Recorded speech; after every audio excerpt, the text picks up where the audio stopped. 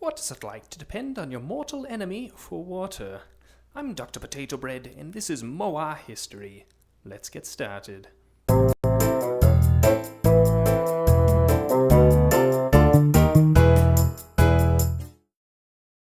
In 1960, Pakistan and India negotiated to create the Indus Water Treaty.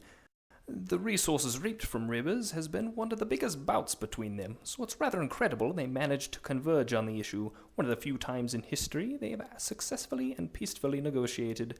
But the peace of the issue would not last.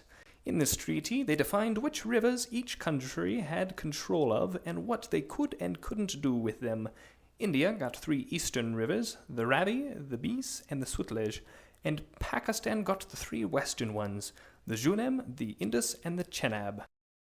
The 6 rivers run willy-nilly through both countries, yet another issue caused by Sir Cyril Radcliffe, the British lawyer who drew the map for the partition of India, even though he had never actually been there.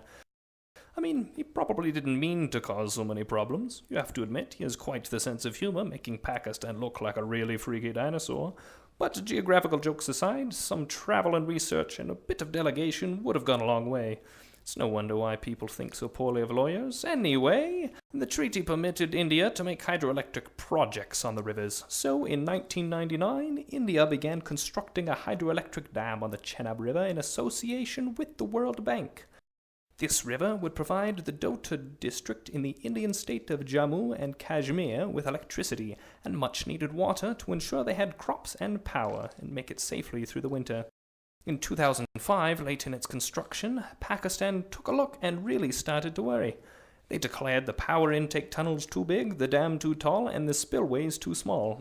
These and a bunch of other technical claims about the dam's storage capacity made Pakistan feel that India would have too much control over the Chenab's water supply and were thus violating the treaty.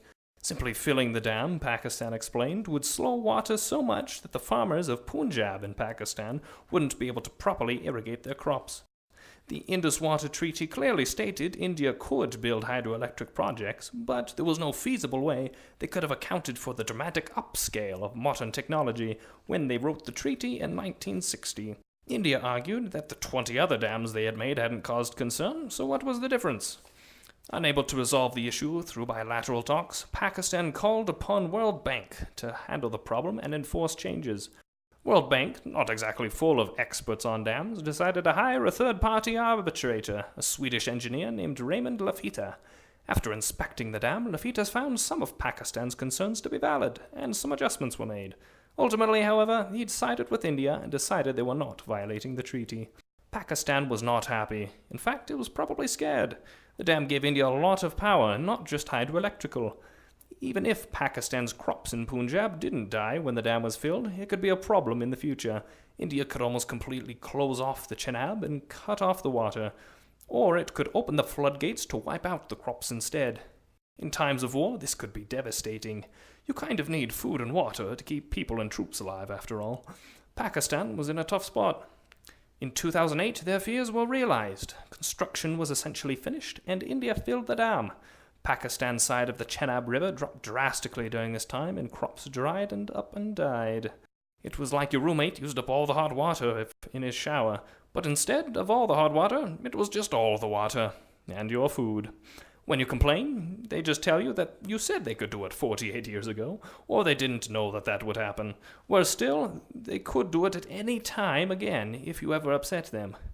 Both sides still hold they lost too much water in the Indus Water Treaty back in 1960, but unfortunately, there's not much they can do short of armed conflict. Since then, the Chenab region of Pakistan has recovered and the water supply has stabilized somewhat, but they're still not happy, and understandably so. India now has huge leverage against them. It could play its hand to deal a hefty blow during war or use it as a deadly bargaining chip. However this conflict stacks up in the future, like many other things, it's certainly not in Pakistan's favor. Until next time on Moar History.